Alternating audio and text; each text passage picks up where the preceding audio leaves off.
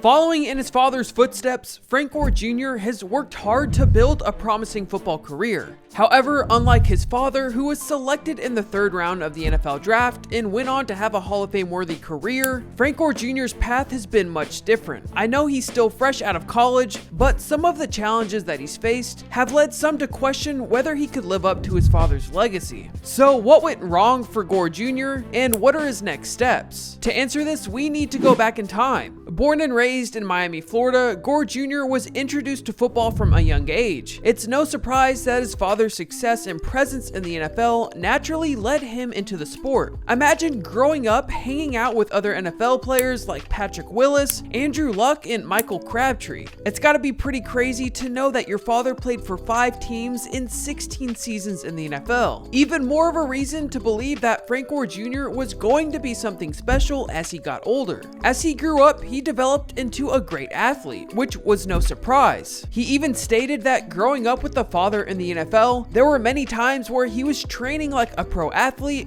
but he didn't even realize it. So as he got older and eventually became of high school age, I'm sure one question popped into his head. Am I ever going to get taller? I mean, his dad, Frank Gore Sr., was definitely on the shorter side at just 5'9", but Frank Gore Jr. had not even reached 5'8" going into high school. Despite some of these concerns he might have had, he wouldn't let his size hold him back, and he would eventually attend Miami Killian Senior High School. Gore's high school team was known for being more competitive in the state of Florida. And if you don't know anything about Florida football, it's one of the top states for high school football talent. With this in consideration, it's pretty impressive what Frank Gore Jr. was able to do in high school. He even earned the nickname Superback for showing his versatility by playing both quarterback and running back. During his senior year, he eventually transitioned more into a running back role and was even voted the number 3 under the radar player among high school players in the country heading into his senior season. He would rush for 1,111 yards and 13 touchdowns on just 113 carries his senior year. So despite being a son of a Hall of Fame hopeful, his size would still hold him back from getting any major Division I interest. On the bright side, his experience playing quarterback added to his overall football recruitment value and made him a dual threat athlete, which likely helped him transition better into the versatile role he played when he committed to Southern Miss University. He actually committed to Florida Atlantic early on, which was considered RBU at the time for a group of 5 schools, since running backs like Devin Singletary had recently been drafted in 2019. And Gore Jr. actually considered Ole Miss as well, but Gore Jr. made a last-minute switch to Southern Miss. The main reason for this, he stated, is because they were so consistent with him in the recruiting process. The decision to commit to Southern Mississippi would shape his collegiate career, and he would even begin to make an immediate impact for the Golden Eagles. As a true freshman in 2020, he led the team with 708 rushing yards and 121 carries, including 3 100-yard games. Gore Jr. continued to improve in his sophomore season, amassing 731 rushing yards in his first 10 games. He would even have a notable game in Week 11 versus Louisiana Tech after filling in the team's quarterback role, throwing 2 touchdowns and securing the team's second victory of the season.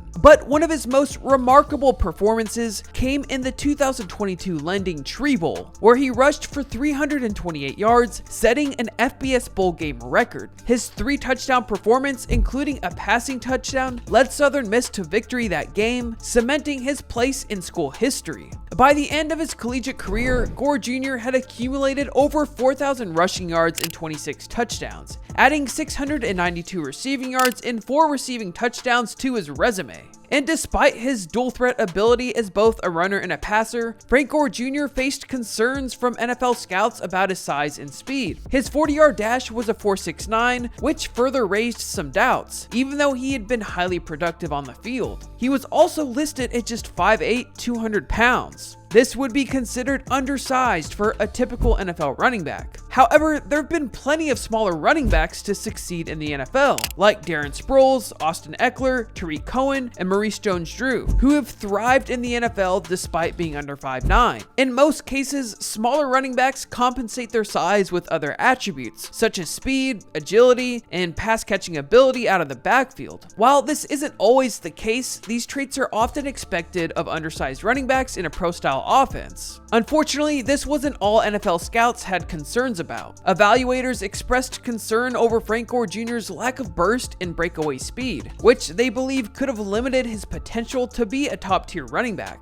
These factors suggested that he might be better suited for a change of pace role rather than becoming a feature back. But despite all of these cons, Frank Gore Jr. has earned praise for his vision, particularly the ability to read blocks and find running lanes. His toughness, durability, and strength help compensate for a smaller frame, and he also shows promise as a receiver out of the backfield, adding to his versatility. So with these pros and cons in question, this left scouts wondering if Frank Gore Jr. possessed the standout traits or skills that could compensate for a smaller frame and help him succeed at the next level. Unfortunately, these questions would leave Frank Gore Jr. undrafted in the 2024 NFL Draft, while RBs like Blake Corum from Michigan, Bucky Irving from Oregon, and the most impressive of the group being Trey Benson from Florida State, who was drafted by the Arizona Cardinals. Following the draft, the Buffalo Bills took a chance on Gore Jr., signing him as an undrafted free agent. So how did he do? Well, the challenges of making an NFL roster soon became apparent, so he was released by the Bills before the season had even started. But he would be quickly re-signed to their practice squad, giving him another opportunity to develop and prove himself at the professional level. As of recently, he's actually been promoted to the active roster due to injuries in the Bills' backfield, and he even made his debut during a Monday Night Football game against the Jets. However, he still hasn't made a significant impact statistically for the Bills yet, with no major rushing or receiving stats recorded in the early part of the 2024 season. Though his journey has been far from straightforward, Gore Jr. has shown resilience much like his father, who overcame multiple knee injuries early in his career to become one of the NFL's all-time leading rushers. For now, Frank Gore Jr.'s professional future remains uncertain, but his presence on the Bills practice squad gives him a chance to continue refining his skills and perhaps earn a spot on an active NFL roster.